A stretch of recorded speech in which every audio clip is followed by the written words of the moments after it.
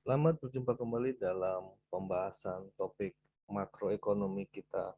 Pada kesempatan ini, kita akan membahas tentang investasi dan sistem keuangan.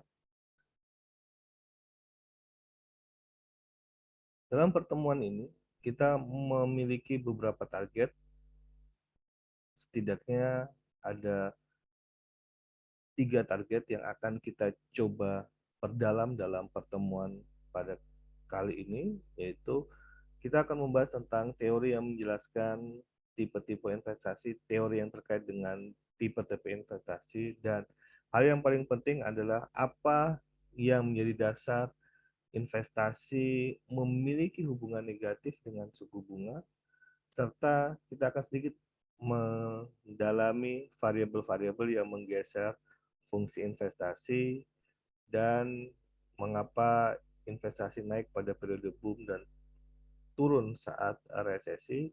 Selain itu, kita akan mempelajari lebih detail tentang bagaimana sistem keuangan memfasilitasi investasi dan bagaimana sistem keuangan menjadi institusi yang ramah atau institusi yang memberi kesempatan investasi berkembang di dalam perekonomian. Secara umum, terdapat 3 tipe investasi. Ini yang kita nanti akan diskusikan sebagai investasi tetap, di mana investasi jenis ini pengeluaran perusahaan merupakan pengeluaran perusahaan yang digunakan untuk membeli peralatan atau struktur yang digunakan untuk produksi. Kemudian kita punya investasi properti, kalau dalam bahasa yang lain sering disebut dengan residential investment, tapi dalam konteks Indonesia kita sering membahasakannya dengan investasi properti, yaitu membeli properti baru baik untuk digunakan sendiri atau akan disewakan. Jadi kalau teman-teman sudah memiliki banyak rumah, banyak properti, kecenderungannya tentunya tidak semua properti itu bisa digunakan pada saat yang sama. Oleh karena itu, ada properti-properti yang kemudian teman-teman dedikasikan atau teman-teman fungsikan untuk disewakan kepada pihak yang lain. Kemudian yang terakhir tentang investasi inventory. Ini investasi inventory merupakan yang paling kecil dibandingkan dengan investasi yang lainnya. Perlu investasi inventory kita akan lihat bahwa ini terkait dengan perubahan nilai inventory khususnya sebagai modal kerja baik yang akan atau baik yang digunakan sebagai barang jadi, setengah jadi atau bahan baku. Barang setengah jadi misalnya seperti apa? Seperti kain yang tentunya itu sudah merupakan olahan dari kapas dan seterusnya. Jadi 3 jenis investasi ini yang akan kita coba perdalam, kita akan coba bahas dan nantinya akan kita kontekskan dengan sistem keuangannya. Teman-teman, ini bagaimana total investasi yang ada di dunia. Ya, setidaknya ini datanya diperoleh di dalam selama tahun 1970 sampai tahun 2009. Kalau teman-teman lihat, ya yang paling kecil memang perubahan inventory ya, atau investasi inventory. Kemudian kita bisa melihat ada investasi properti yang biru ini kecenderungannya juga turun, tapi memang share-nya lebih rendah dibandingkan dengan investasi tetap atau yang kita sebutkan tadi dengan investasi untuk kepentingan produksi. Jadi kalau teman-teman lihat dulu ketika tahun 1970-an investasi di properti ini sempat booming dan tinggi, dan saat itu khususnya memang kita sempat bahas dalam pertemuan sebelumnya, belum terdapat penemuan-penemuan yang sangat signifikan mendorong atau mengubah landscape industri tahun 1990-an, 1995 ketika komputer kemudian lebih personalized. Hal itu membuat menjadi booster dalam bagi perekonomian untuk mendorong perekonomian lebih tinggi lagi, produksinya lebih efisien lagi, lebih produktif lagi, dan sehingga membutuhkan investasi-investasi yang besar untuk mengembangkan produksi barang-barang yang teman-teman sudah nikmati sekarang dari komputer, gadget, dan seterusnya. Oke, mari kita coba memahami tentang investasi tetap. Jadi, dalam investasi tetap kita akan punya modelnya basisnya tetap basis neoklasik dengan menunjukkan bahwa investasi itu akan dipengaruhi oleh MPK, marginal productivity of capital, kemudian ada suku bunga. Ini yang kemarin kita bahas di dalam skema ISLM, kemudian MPK sendiri kita bahas di teori pertumbuhan ekonomi. Kemudian ada peraturan pajak yang mempengaruhi perusahaan. Tentunya hal ini nanti akan terkait dengan profit. Ya, kalau kemarin kita identifikasikan bahwa hal-hal yang bisa menjadi enabler atau yang membisaan investasi, salah satunya adalah perusahaan itu memiliki profit atau tidak. Profitnya pun belum selesai dari situ. Ketika mereka dapat profit, profitnya itu akan dibagi kepada shareholder-nya saja atau kemudian akan disimpan untuk digunakan sebagai modal atau digunakan sebagai investasi untuk keberlanjutan usahanya. Oke, mari untuk memudahkan, mari kita punya dua tipe perusahaan. Yang satu adalah perusahaan produksi, yaitu eh, menyewa modal. Jadi menyewa modal yang digunakan untuk memproduksi barang dan jasa. Jadi perusahaan produksi menyewa modal. Sementara perusahaan leasing memiliki barang modal dan menyewakannya pada perusahaan produksi. Jadi kalau teman-teman lihat Trakindo misalnya atau beberapa perusahaan-perusahaan alat berat, tentunya perusahaan-perusahaan produksi, perusahaan-perusahaan tambang tidak perlu memiliki sendiri alat-alat berat tersebut. Ada perusahaan yang dalam hal ini perusahaan leasing yang kemudian menyewakan barang modal tersebut untuk digunakan dalam proses produksi perusahaan manufaktur. Ya. Hal ini digunakan untuk mengefisienkan ya, struktur budget, struktur keuangan dari perusahaan sehingga dia tidak perlu memiliki aset yang banyak, memiliki barang-barang modal yang banyak, dia cukup menyewa barang-barang modal tersebut dari perusahaan leasing. Dia tidak perlu memiliki mobil, dia cukup menyewa dari perusahaan leasing mobil-mobil sampai pada titik tertentu, tentunya barang-barang modal itu akan mengalami depresiasi. Nah, kalau kemudian depresiasinya itu harus ditanggung sendiri juga oleh perusahaan, tentunya itu akan menjadi biaya yang cukup besar buat perusahaan. Dalam konteks ini, investasi adalah pengelolaan perusahaan leasing ya terhadap barang modalnya. Ya, jadi dalam konteks investasi yang lebih besar, investasi-investasi itu mudahnya hitungannya dari mana? Hitungannya akan dilihat dari seberapa perusahaan leasing mengeluarkan investasi baru terhadap modal investasi barang-barang modal baru yang nantinya cerminannya akan digunakan oleh perusahaan produksi untuk proses produksinya. Jadi cukup dilihat situ. Kalau kemudian kita akan melihat satu-satu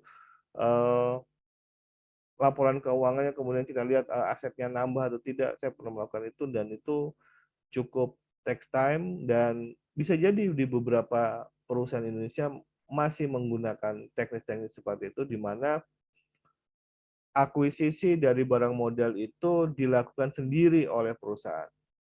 Nah, sementara dalam era modern ini perusahaan leasing lah yang lebih banyak berperan di dalam eh, modal atau dalam menyediakan barang modal yang nantinya digunakan untuk eh, produksi oleh perusahaan. Jadi sehingga kalau kemudian bagaimana pemerintah kemudian akan cukup menghitung dari berapa tambahan barang modal yang dimiliki oleh perusahaan. Nah, ini adalah ketersediaan kapital yang disewa. Ya. Kemudian, nah MPK, kita taruh MPK di sini karena dia akan menunjukkan demand-nya. Sama seperti waktu kita bicara tentang labor. Ya, ketika kita bicara tentang labor, maka permintaan terhadap labor itu ditentukan oleh marginal productivity of labor-nya. Hal tersebut juga sama analoginya ketika kita bicara tentang capital. Maka garis permintaan capital itu dicerminkan oleh marginal productivity of capital-nya. Jadi kalau kemudian marginal productivity of capital-nya masih tinggi, maka kondisi tersebut menunjukkan bahwa produktivitas dari capital yang akan digunakan untuk memproduksi barang dan jasa itu juga masih tinggi. Jadi kalau teman-teman dapatnya dari mana? Dapatnya dari MPK-nya. MPK-nya begini dan penggal inilah yang akan digunakan sebagai permintaan MPK yang akan digunakan di dalam pasar penyewaan barang modal atau pasar yang menjadi landasan, ya, menjadi dasar dari skema investasi atau pasar investasi yang ada di dalam perekonomian. Nah, ini kita lihat dalam fungsi produksi kita akan punya seperti ini, ya. Dalam fungsi produksi kita akan punya seperti ini. Kalau kemudian kita lihat MPK-nya atau marginal productivity of capital-nya, kita akan dapatkan seperti ini khusus untuk L per K-nya, dan disinilah kemudian kita akan melihat keseimbangan harga, rent per price. Jadi ini adalah harga realnya.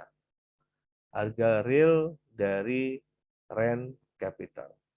Keseimbangan ini akan meningkat jika ini ada perubahan capital, contohnya karena perang, seperti yang kita hadapi sekarang, perang Rusia-Ukraina, tentunya akan mempengaruhi pergerakan capitalnya. Kemudian ada pertumbuhan populasi atau pertumbuhan teknologi. Jadi inilah yang kemudian mempengaruhi.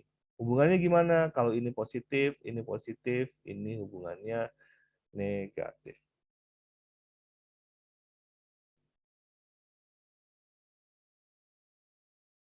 Nah, perusahaan leasing akan berinvestasi di kapital dan modal baru ketika dia akan melihat apa? Manfaatnya lebih besar dari biayanya.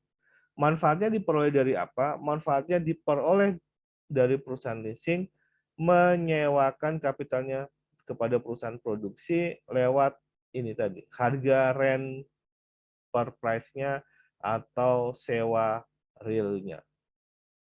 Paling tidak ini adalah pendapatan yang diperoleh oleh perusahaan leasing. Ya.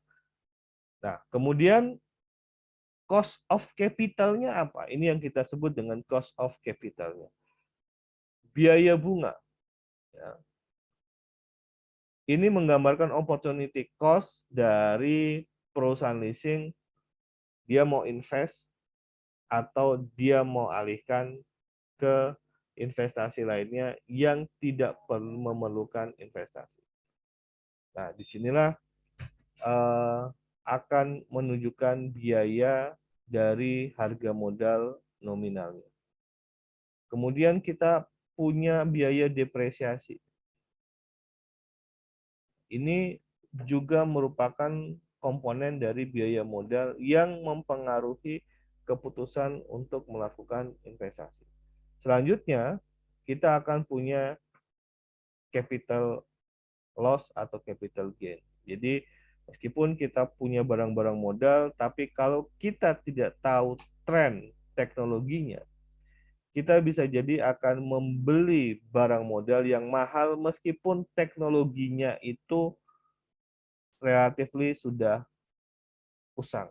Misalnya, kemudian teman-teman melihat, oke, ini harganya middle, tapi sesungguhnya kemampuan gadget yang teman-teman miliki itu tidak maksimal. Kenapa dia tidak maksimal? Karena paling paling dia hanya bisa mengupgrade dua Android atau bisa jadi hanya satu seri Android ke depan, sehingga paling-paling dia sudah akan mentok, dia hanya bisa misalnya dari Android 12 ke Android 13, nanti kalau ada Android 14, barang itu, gadget itu sudah tidak bisa digunakan kembali. Nah, total biaya kapital ini merupakan penjumlahan dari ketiga aspek ini. Mari kita lihat. Nah, sehingga kalau kemudian kita melihat kira-kira seperti ini teman-teman. Kalau contohnya adalah leasing mobil. Harga kapitalnya adalah 10.000, kemudian biaya bunga nominal di sana itu adalah 1.000, kemudian kita punya biaya depresiasi 2.000, dan kita punya capital loss. Ternyata setelah kita lihat teknologinya agak eh, sedikit tertinggal, misalnya dari fasilitas dan seterusnya. Misalnya teman-teman yang kemarin kita masih pakai kunci untuk menghidupkannya, sekarang ternyata sudah keyless. Nah, jadi sudah tidak perlu menggunakan kunci. Perbedaan ini yang kemudian kita bisa hitung sebagai capital loss. Nah, oleh karena itu total cost-nya ternyata 2.400. Nah, investasi neto yang dilakukan oleh perusahaan leasing, khususnya dalam konteks ini perusahaan leasing. Jadi ini juga tergantung dari jenis perusahaannya atau keputusan perusahaannya. Apakah perusahaan itu akan menginternalisasi atau membuat bahwa apa yang investasi yang dilakukan akan diinternalisasi sendiri oleh perusahaan itu tanpa dia harus melibatkan pihak ketiga, misalnya salah satunya adalah leasing tadi. Nah, investasi neto ya itu tergantung pada perusahaan akan memperoleh keuntungan atau enggak. Kita lihat tadi di sini adalah R-nya, jadi ini adalah pendapatannya, itu identik dengan MPK-nya. Jadi MPK dalam perekonomian marginal productivity of capital itu berapa. Kemudian dikurangi dengan biayanya. Tadi dikurangi dengan cost of capital atau biaya modalnya. Cost of capital. Cost of capital setidaknya apa? Setidaknya kita pakai dua deh. Kita pakai suku bunga real dan depresiasi. Ya.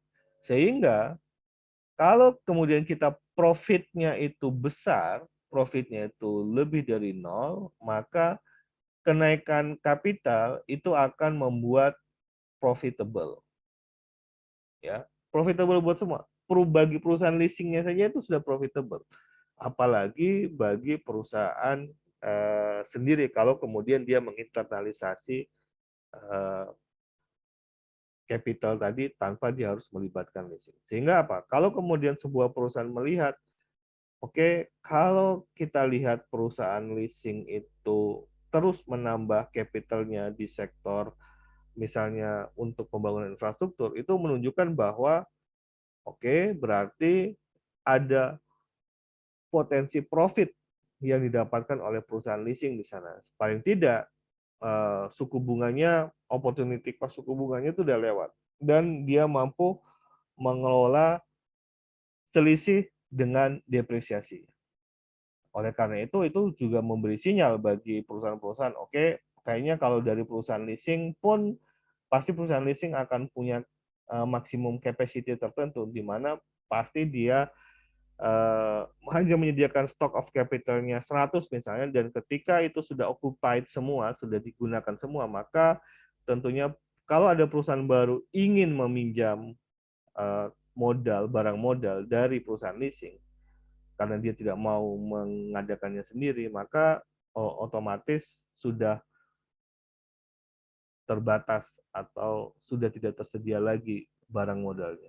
Dalam konteks itulah kemudian dia akan berpikir, oke, berarti sebagai perusahaan saya bisa mengadakannya sendiri karena sepertinya ini bagi perusahaan leasing udah profit banget, maka kalau saya adakan sendiri paling tidak ya, kalau kita kan masih berpikir yang penting saya punya, yang penting aset itu tercatat. Oke, aset itu tercatat, tapi kita lihat juga nih ya, depresiasinya seperti apa. Nah, kalau kemudian perusahaan leasing sudah berani, berarti depresiasinya ya masih terkendali. Suku bunganya ya still oke lah.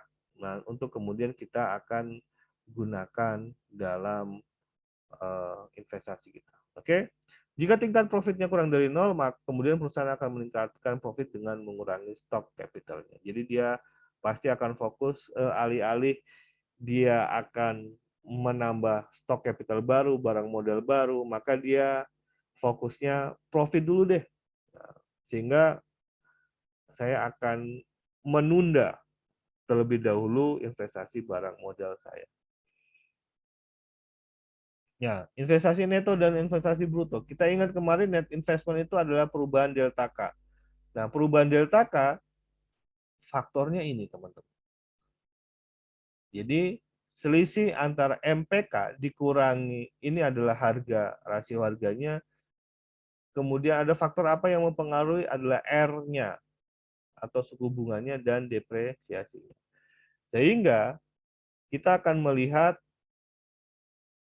hubungan negatif antara capital atau investasi dengan suku bunga. Teman-teman bisa lihat di sini. Kenapa? Karena suku bunga bagian dari cost of capital. Kemudian teman-teman lihat total pengeluaran investasi tetap sama dengan tingkat depresiasinya kalau gross investment-nya seperti ini. Jadi ada delta K yang itu adalah ini, tambahan capitalnya, kemudian ada depresiasi capital secara umum. Nah, teman-teman, kok ada dua ini depresiasinya? Ini biaya depresiasi yang dihitung ya, yang dihitung oleh perusahaan sebagai cost of capital ketika dia akan memutuskan untuk dia go or no go keputusan membeli barang modal atau barang investasi atau enggak. Sementara depresiasi ini adalah depresiasi realnya. Jadi kalau dia menambah modal mobil 1.000, depresiasi mobilnya itu realnya berapa? Ya, ini grossnya. Jadi ini semua barang investasi, tidak hanya satu investasi saja. Oleh karena itu, kalau R-nya naik, maka apa yang terjadi? Profitnya ini akan turun. Ini adalah profit dari investor untuk memegang capital. Dan konteks itulah yang kemudian mengurangi investasi. Ya, mengurangi investasi atau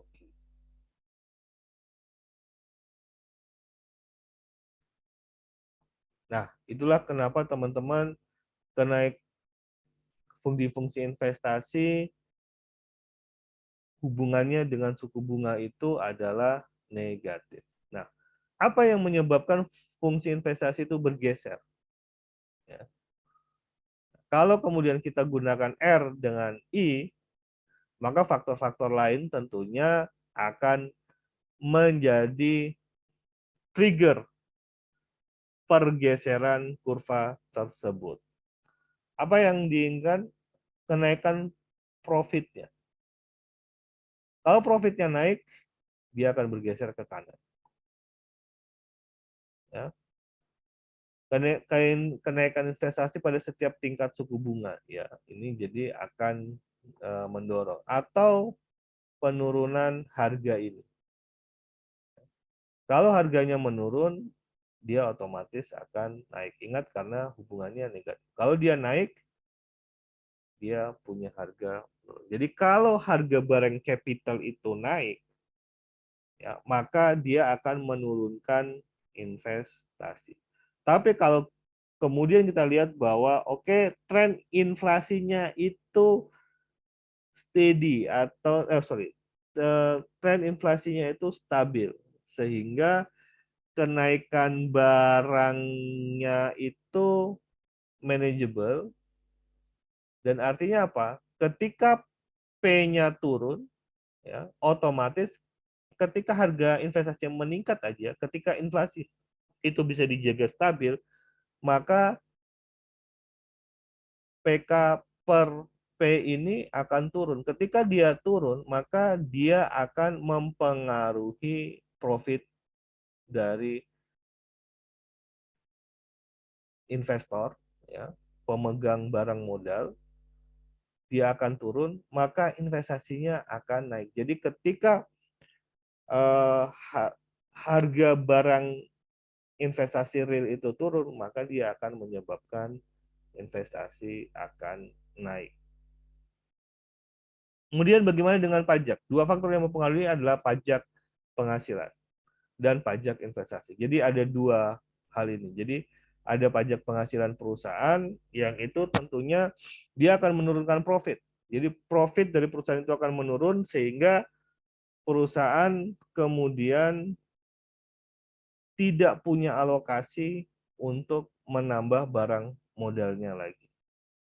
Ya. Kalau kemudian itu masih bisa dialihkan, masih bisa dibuat semacam kolaborasi grup begitu bahwa kita punya 5 perusahaan nih, ada 5 perusahaan, ayo kita gabung, kemudian kita sewa bersama lewat jasa perusahaan leasing dan seterusnya. Itu masih memungkinkan, tapi tentunya itu lebih meningkat lagi investasi kalau kemudian setiap perusahaan itu tidak perlu bergabung dan mereka sudah percaya diri bahwa ini akan menguntungkan buat perusahaan saya. Kemudian ada pajak investasi, tentunya ini ke pajak yang diberikan untuk ketika kita melakukan investasi atau terhadap barang-barang investasi kita.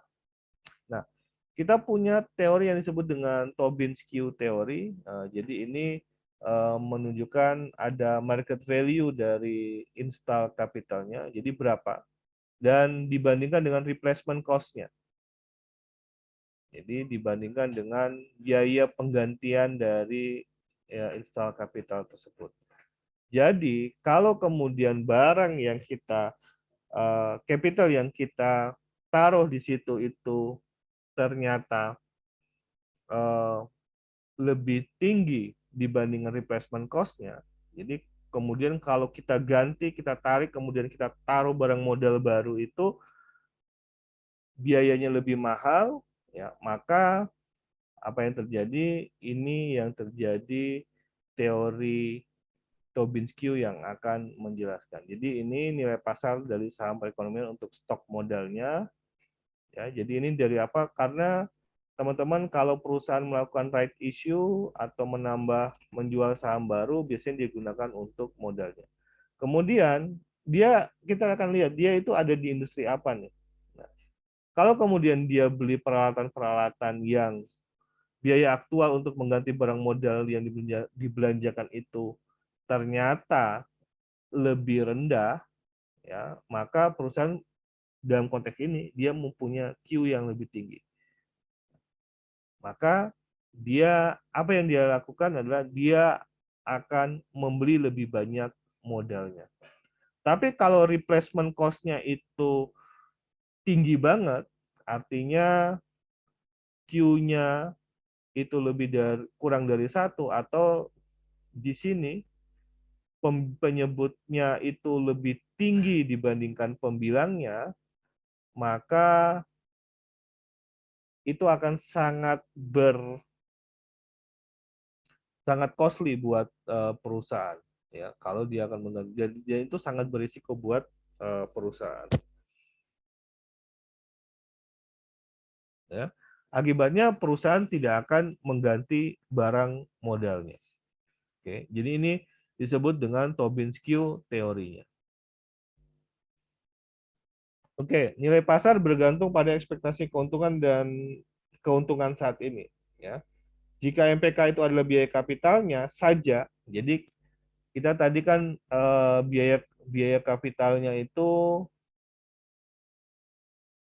biaya kapitalnya itu kan tadi PK per P kali R plus depresiasi. Nah, kalau kemudian kita anggap oke, cost of capitalnya nggak ada, yang kita jadikan cost of capital adalah MPK-nya aja nih. Jadi belum ditambahin ini. Jadi MPK-nya aja.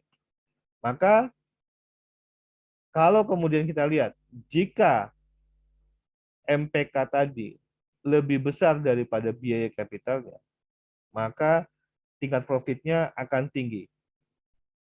Ini akan mendorong nilai pasar saham sebuah perusahaan tinggi dan berimplikasi pada nilai Q yang tinggi. Jika MPK lebih rendah daripada cost of capitalnya, tentunya perusahaan akan menderita kerugian, ya. Jadi seperti tadi kita punya MPK minus PK per P R plus ini suku bunga, ini adalah depresiasi. Nah, kalau kemudian kita lihat MPK-nya lebih rendah, maka dia menunjukkan profit kurang profitable dengan kita menambah investasi. Akibatnya, kondisi itu menunjukkan bahwa market value dari install capital itu, ya, market value dari install capital itu rendah dibandingkan dengan replacement-nya. Ya, jadi saya nggak akan mungkin, ya sudahlah, karena ketika dia tidak menghasilkan profit buat kita, berarti market value of install capital-nya itu tidak bisa mengenerate profit bagi kita yang cukup baik. Nah, kondisi itu yang menyebabkan bagaimana kita punya modal untuk mengganti barang-barang modal yang sudah terlanjur kita investasikan. Nah, tentunya hal ini yang menyebabkan kita punya nilai Tobin-Skew teori, Tobin Q yang rendah. Berbeda kalau kemudian kita punya profit tinggi. Maka market value dari install capital itu kita itu tinggi banget. Kenapa? Karena kita menghasilkan profit yang tinggi. Dan kita dengan leluasa, dengan lebih leluasa bisa mengganti install capital tadi. Capital yang sudah di-install tadi. Nah, kemudian teman-teman lihat, barang modal itu sering direfleksikan oleh pasar saham. Kenapa? Karena pengadaan barang modal bagi perusahaan, ya, meskipun bisa dilakukan lewat pinjaman, tapi sebagian besar, ya, itu diadakan lewat tambahan ekuitas, salah satunya adalah melalui pasar saham. Dengan dia menjual saham, dia akan mendapatkan uang fresh untuk dia belikan barang modalnya. Nah, pesimisme terhadap keuntungan di masa yang akan datang itu akan menyebabkan harga sahamnya turun, harga sahamnya rendah, sehingga apa? Nilai Tobin-Skew-nya turun. Kenapa? Karena market atau nilai dari install capital-nya itu lebih rendah dari replacement-nya. Ya, jadi kita akan melihat bahwa oh ternyata barang yang nanti atau barang model yang akan kita install itu jadi mahal banget gitu. Atau market value-nya karena dia mahal banget sehingga market value-nya itu untuk mengenerate profit lagi itu rendah. Sehingga kita tidak punya keleluasan untuk mengganti dengan hal yang baru. Kalau kemudian dia itu tinggi, Tobin skew-nya itu tinggi, di mana market value-nya itu juga cukup tinggi, maka apa yang terjadi, perusahaan dengan leluasa untuk bisa mengganti barang yang akan mereka investasikan. Nah, ini akan menggeser fungsi investasi turun dan mendapatkan guncangan permintaan agregat. Di satu sisi, eh, turunnya harga saham akan menyebabkan kesejahteraan rumah tangga turun, fungsi konsumsi turun, dan menyebabkan turunnya permintaan agregat. Nah, di satu sisi, turunnya harga saham itu akan merefleksikan kabar buruk tentang perkembangan teknologi dan pertumbuhan ekonomi jangka panjang yang ternyata harga-harga saham yang digunakan untuk belanja modal, untuk belanja barang modal itu ternyata tidak dapat mengenerate profit yang cukup bagus sehingga perusahaan akan terjebak di dalam barang modal yang lama, tidak atau sulit untuk beralih ke barang modal yang baru. Kenapa? Karena barang modal yang baru itu mahal, dia tidak punya kemampuan untuk dengan segera mengganti barang modal yang lama dengan barang yang modal yang baru. Kondisi itu yang menyebabkan bahwa oke, bisa jadi teknologinya tidak ada teknologi yang bisa menggantikan barang modal sekarang. Dan itu akan menggambarkan bahwa pertumbuhan ekonomi jangka panjang itu akan terpengaruh. Nah, kondisi ini berimplikasi juga terhadap apa? Terhadap penawaran agregat.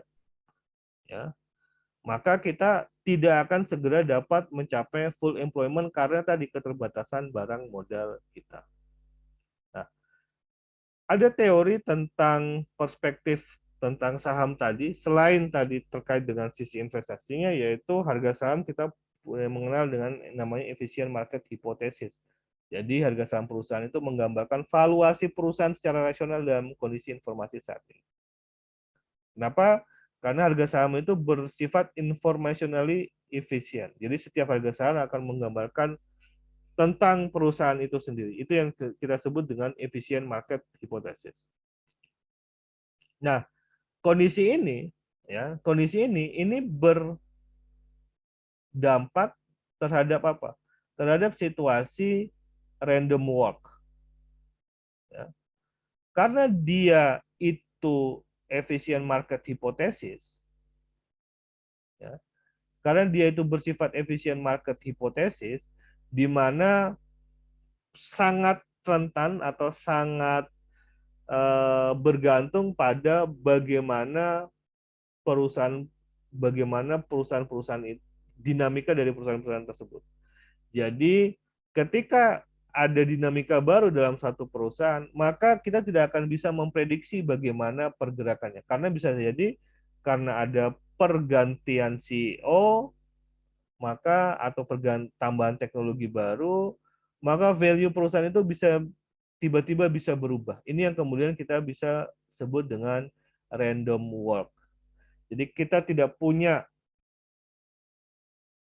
prediksi linear tentang perusahaan itu. Karena sesuatu bisa berubah, dinamikanya bisa bergeser at any time karena perusahaan itu juga sifatnya dinamis. Nah, ketika perusahaan itu berubah dan di satu sisi harga saham itu mencerminkan nilai perusahaan, maka kita akan tidak bisa memprediksi bahwa oh tiba-tiba saja bisa jadi tiba-tiba saja perusahaan itu nilainya langsung tinggi. Atau kemudian ketika perusahaan itu salah memilih CEO, seperti Apple pada tahun 1990-an dia mengambil CEO dari Coca-Cola, kemudian dia mengambil penjual apa namanya sales direktur sales dari atau direktur penjualan dari Coca-Cola kemudian dia gunakan untuk di Apple. Nah, dia mengalami kegagalan dalam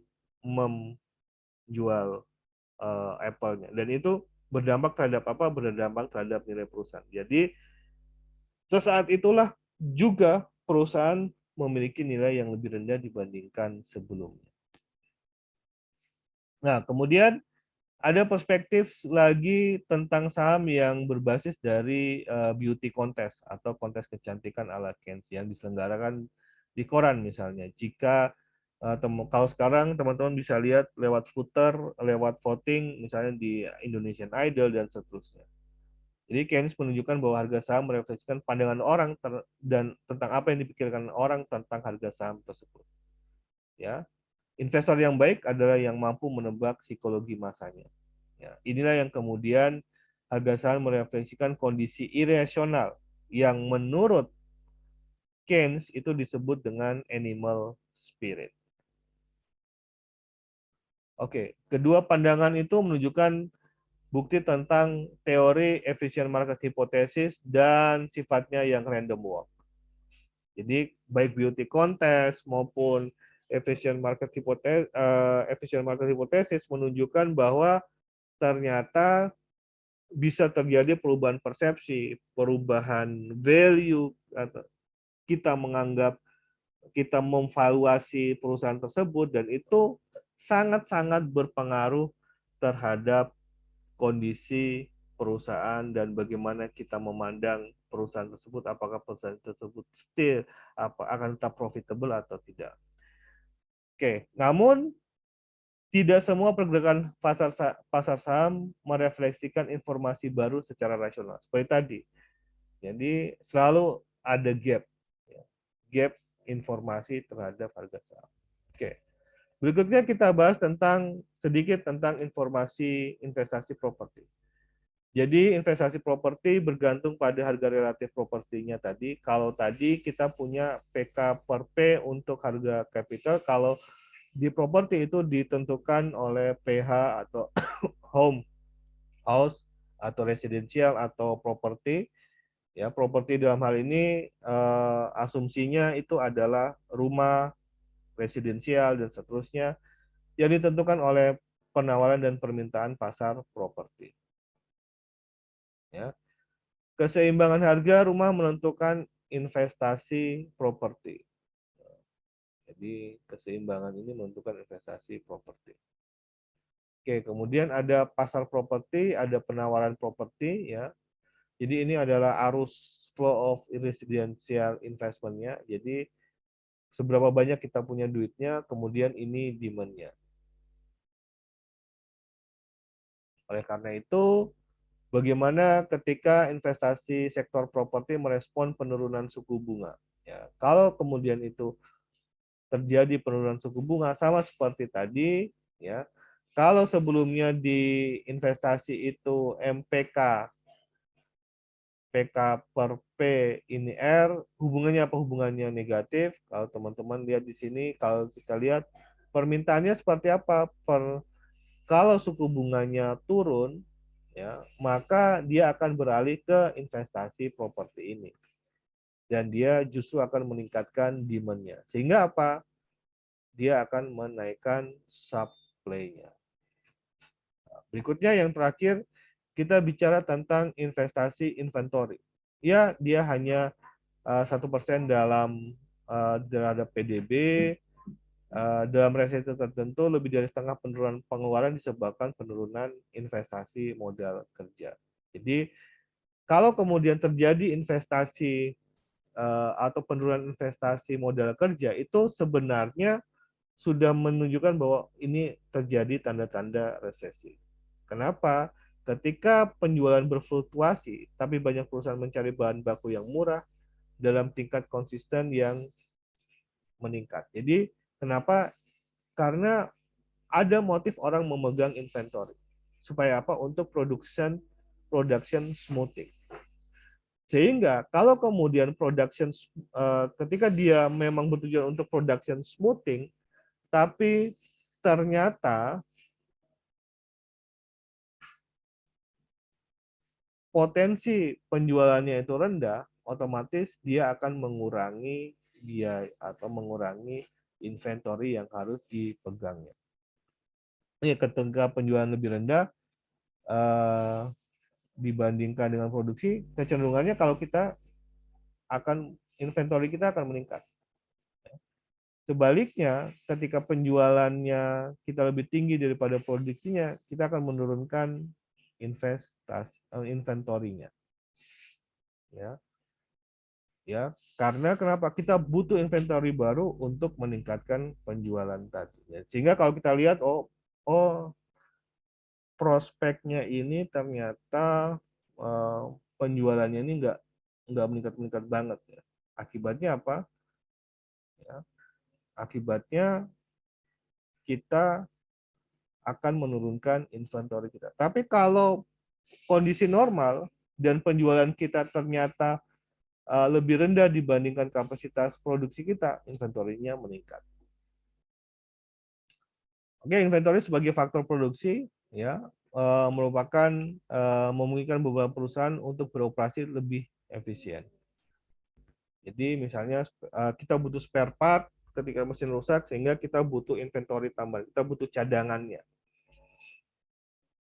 Oke, kemudian kita menghindari kehabisan stok. Nah, ini seperti sekarang perang Ukraina dan Rusia itu menyebabkan ada keterbatasan stok chip untuk berbagai produk-produk elektronik. Jadi untuk otomatisasinya. Jadi kalau teman-teman lihat misalnya apapun, bahkan ketika teman-teman melakukan memasak nasi, ada chip, meskipun chipnya sangat sederhana, dia akan memberi pesan bahwa kalau nasinya sudah masak pada tingkat tertentu, dia akan bergeser dari yang cook menjadi warm. Nah, hal-hal yang seperti chip-chip seperti itulah yang karena perang ini mulai berkurang stoknya. Dan perusahaan yang memproduksi barang-barang elektronik cenderung akan menghindari kehabisan stok dengan memupuk stok-stok yang baru. Oke, ini motifnya masih berada dalam proses produksi. Jadi kalau kemudian proses produksinya itu lama, maka inventory yang masih berada dalam proses produksi itu masih dihitung sebagai inventory. Nah, inventory bergantung dalam inventory dan suku bunga real ya. Jadi kalau suku bunga realnya itu meningkat, maka itu merupakan opportunity cost dari orang untuk memegang inventory. Nah, inventory dan kondisi kredit di Indonesia, kredit itu yang disebut dengan kredit modal kerja. Jadi kalau kondisi kreditnya sedang tidak bagus, tidak banyak pasar kredit yang menyediakan kredit di pasar, maka banyak perusahaan yang kesulitan membeli inventory untuk cadangan dia berproduksi. Oke, teori neoklasik mengasumsikan bahwa perusahaan dapat meminjam untuk membeli capital ketika profitable. Namun sebagian perusahaan menghadapi hambatan pembiayaan, oleh karena itu mereka mencari di pasar keuangan. Jadi oleh karena itu resesi yang terjadi sekarang itu menunjukkan bahwa akan mengurangi profit pada saat ini. Ya, jadi hambatan pembiayaan ini solusinya diperoleh ketika ada sistem keuangan. Jadi ini adalah manfaat dari sistem keuangan misalnya. Apa manfaat dari sistem keuangan? Salah satunya adalah membiayai investasi, di mana dia akan menyalurkan dari penabung saver ke investor. Sistem keuangan mencakup apa? Memfasilitasi aliran dana dari penabung kepada investor, di mana ada pasar keuangannya. Ini seperti pasar saham. Jadi ketika teman-teman pasar saham, teman-teman langsung tuh beli saham, langsung teman-teman gunakan untuk digunakan oleh perusahaan untuk melakukan investasi. Jadi hubungan antara teman-teman dengan investor itu langsung jadi teman-teman sebagai penabung yang punya uang dan invest dan saham atau perusahaan sebagai tempat teman-teman melakukan eh, menyalurkan dananya dan kemudian dana itu akan digunakan oleh perusahaan untuk investasi barang modalnya. Jadi itu hubungannya antara bagaimana sistem keuangan itu memfasilitasi hubungan antara orang yang punya banyak duit dengan orang yang membutuhkan duit, ya, lewat kalau langsung lewat pasar saham atau lewat financial intermediary seperti bank, reksadana dan seterusnya. Jadi sifatnya tidak langsung. Jadi teman-teman menabung di bank dan bank tersebut yang akan menyalurkan. Jadi bank sifatnya intermediary kepada investor. Nah, kalau di pasar saham sifatnya teman-teman langsung. Jadi ada dua skema itu. Bagaimana sistem keuangan mampu akan membiayai investasi. Ketika untuk membiayai investasi pun ada dua skemanya. Kalau ini di pasar langsung. Jadi ada yang teman-teman bisa membeli dalam bentuk surat hutang atau dalam penyertaan modal lewat saham. Jadi kalau pembiayaan modal, teman-teman ada perusahaan yang kemudian menjual obligasinya, kemudian teman-teman membeli obligasinya, di situ teman-teman langsung memberi pinjaman kepada perusahaan tersebut. Tapi skema lain itu adalah penyertaan modal. Jadi lewat saham, teman-teman menunjukkan bahwa teman-teman memiliki perusahaan tersebut. Ya. Jadi pembiayaannya ada dua kalau teman-teman waktu belajar akuntansi, hutang dan modal. Nah, kalau hutang ini lewat obligasi, ya, untuk sampai meningkatkan asetnya di sisi kiri, sisi kanannya adalah hutang dan modal. Modalnya dari apa? Modalnya dari pembiayaan lewat saham. Kemudian ada financial intermediary. Jadi ada kalau bank menerima deposito dan menerbitkan pinjaman, ada reksadana dan dana pensiun. Manfaat kedua dari sistem keuangan adalah berbagi risiko. Semua orang tidak menyenangi ketidakpastian. Itu hal yang jadi catatan utamanya. Oleh karena itu, sistem finansial memungkinkan masyarakat untuk berbagi risiko.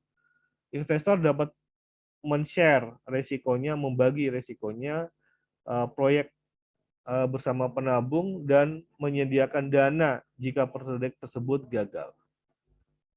Ya. Oke, jadi caranya lewat apa? Caranya seperti tadi, berbagi risiko. Jadi ada risiko yang ditanggung oleh investor, ada risiko yang ditanggung oleh penabung. Jadi semuanya tidak dibebankan kepada penabung saja, tapi juga investor. Selain itu, ada yang kita sebut dengan sistem finansial memungkinkan untuk berbagi risiko lewat skema diversifikasi. Jadi dengan fasilitasi yang dilakukan oleh sistem keuangan, dia memungkinkan banyak sektor yang dibiayai. Sektor bisnisnya berbeda-beda. Nah, diversifikasi ini mengurangi risiko tadi.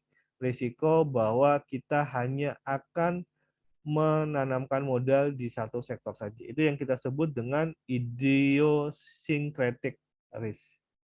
Idiosyncratic risk.